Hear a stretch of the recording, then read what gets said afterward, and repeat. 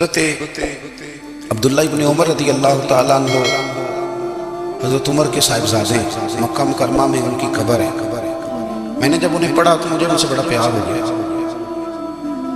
لیکن آپ کو پتہ ہے وہاں جا کے کسی شخص کا مزار تلاش کرنا یا پوچھنا ایک مشکل کام ہوتا ہے۔ تو ایک دفعہ میں مکہ شریف میں حاضر تھا تو ایک گاڑی والا ڈرائیور مجھے کہنے لگا کہ مولانا میں آپ کو جانتا ہوں، مجھے آپ سے محبت ہے، ایک بات بتاؤں آپ کو۔ میں نے کہا بتاؤ۔ کہنے لگے حضرت عبداللہ ابن عمر کی قبر دیکھ رہی ہے؟ میں نے کہا یہ تو نہیں کہہ رہا، یہ کسی نے بندوبست کرایا ہے، یہ اللہ نے تیرے دل میں بات ڈالا، یہ ہو گیا تو لے چل مجھے۔ حضرت عبداللہ ابن عمر کو نبی پاک نے فرمایا تھا راجل صالح، یہ نیک بندہ ہے، یہ متقی حضرت عبداللہ ابن عمر رضی اللہ تعالیٰ عنہ سیدنا فاروق اعظم رضی اللہ تعالیٰ عنہ کے صاحبزادے ہیں، اور ان کی ہمشیرہ سیدہ حفصہ رضی اللہ تعالیٰ عنہ حضور کی زوجہ محترمہ ایک دن اپنی ہمشیرہ سے کہنے لگے کہ نبی کریم صلی اللہ تعالیٰ علیہ وسلم گھر میں آئے نا، اور اگر حضور غم امت میں پریشان نہ ہوں، طبیعت کو حشاش بشاش دیکھو تو ذرا پوچھنا تو صحیح حضور کا میرے بارے میں کیا خیال ہے، پوچھنا تو صحیح کہ کریم کی بارگاہ میں میرا کیا مقام ہے، میرے بارے میں حضور کیا فرماتا۔ اب بہن کو کام بتائے اور بتائے بھی بھائی، اور پھر بہن وہ کام نہ کرے، یہ تاریخ میں ہوتا نہیں۔ حضرت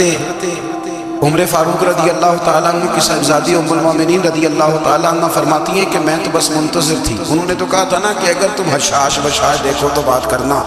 لیکن حضور تشریف لائے، میری باری تھی، میرے گھر تشریف لائے، کھانا پیش کیا تو فوراً میں نے عرض کی حضور ایک بات پوچھنی تھی۔ تو حضور نے فرمایا پوچھئے۔ میں نے عرض کی حضور میرے بھائی عبداللہ ابن عمر کے بارے میں آپ کا کیا خیال ہے؟ نوجوانوں میری بات پہ غور کریں، میرے بھائی کے بارے میں آپ کا کیا خیال ہے؟ تو نبی کریم صلی اللہ تعالیٰ علیہ وآلہ وسلم نے میری طرف دیکھا اور پھر حضور زیر لب تھوڑا مسکرائے، اور بریلی کے امام کہتے ہیں کہ حضور مسکرا دیتے تھے نا تو جو بڑا دکھی ہوتا تھا وہ بھی ہنس پڑتا۔ اب سوال پیدا ہوتا تھا کہ پھر تو اس مسکراہٹ کے لیے انتظار کرنا پڑتا ہوگا کئی مہینے کہ حضور مسکرائیں تو رونے والے ہنسیں، تو اعلیٰ حضور فرماتے نہیں، انتظار نہیں کرنا پڑتا، یہ مسکراتے رہنا تو حضور کی عادت ہے۔ جس کی تسکین سے روتے ہوئے ہنس پڑے، اس تبسم کی عادت پہ لاکھوں سلام۔ یعنی یہ تو عادت ہے حضور کی مسکراتے رہنا، اس کے لیے انتظار نہیں کرنا پڑتا۔ بھائیو آپ خیال رکھیں گے، غور کریں گے، حضرت عبداللہ ابن عمر رضی اللہ تعالیٰ عنہ کے بارے میں پوچھا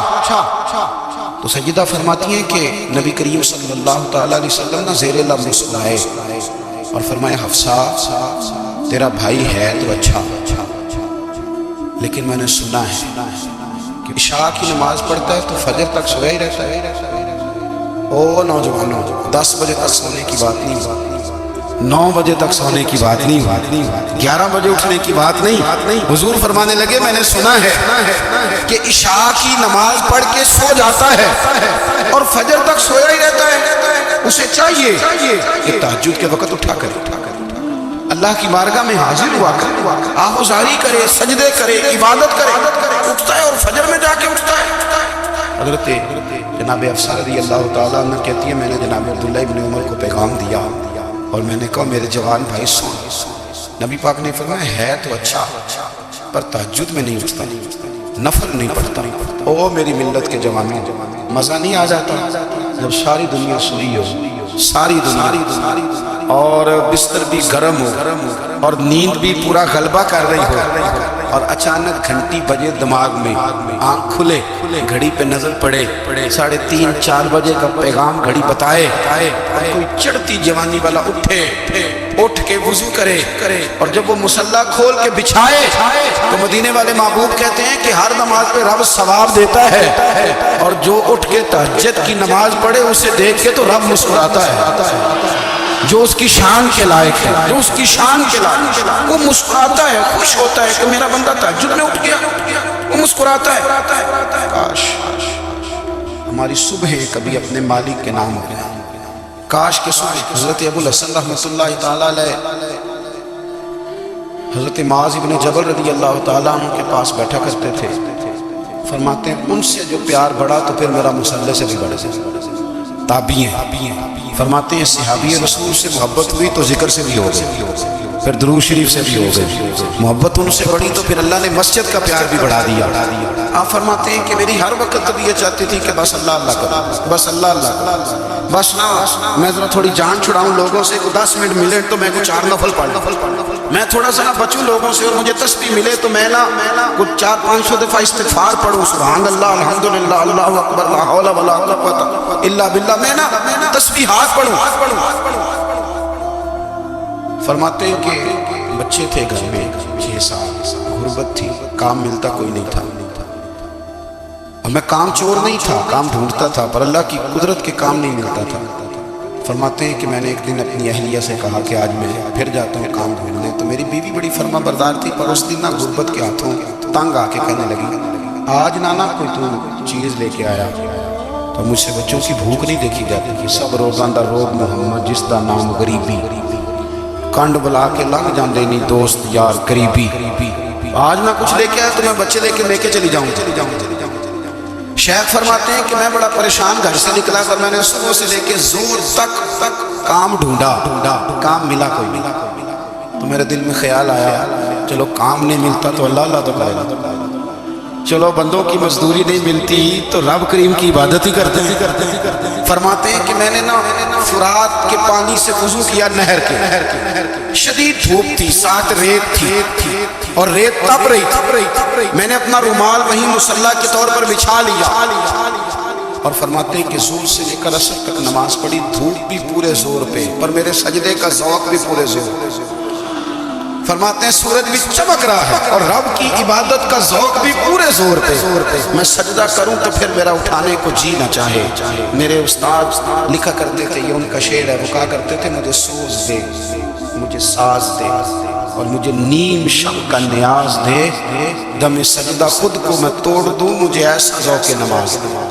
اور میں تیری بہار کا پھول ہوں، میں کھلا بھی ہوں تو تیرے لیے، مجھے میری شاخ سے توڑ لے، مجھے اپنی زلف کا ناز دے۔ بھائی فرماتے ہیں کہ عصر تک میں نے نفل پڑھے، دن ڈھلنے لگا، عصر کی نماز پڑھی اور میں وہاں سے چلا۔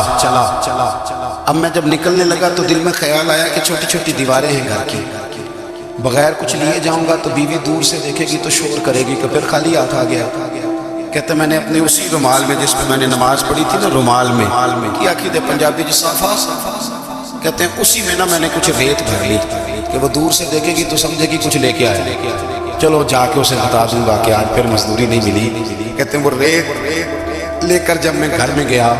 تو پہلے بیوی دروازے پہ کھڑی ہوتی تھی، پوچھتی تھی خالی ہاتھ آ گیا تھا، آج میں نے دیکھا تو ہے ہی کوئی نہیں۔ فرماتے ہیں میں اندر داخل ہوا، سلام لیے، کونے میں نے وہ رومال رکھ دیا اور میں نے آواز دی کہ بھلی مانس کہاں ہو؟ تو وہ کہنے لگی آپ منہ ہاتھ دھو لیں، میں روٹی لے کے آئی۔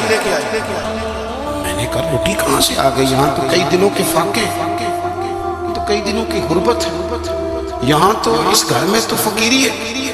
فرماتے ہیں کہ وہ روٹی لے کے آئی اور اس وقت کی جو موجودہ نعمتیں تھیں، سمجھنے سلاد اچار ہر چیز ساتھ لائی۔ میں نے کہا کہ بچے کہاں گئے؟ کہنے لگی وہ کھانا کھا کے کھیلنے گئے، آپ کھانا کھا لیں آ جاتے۔ کھانا اس نے چن دیا۔ میں نے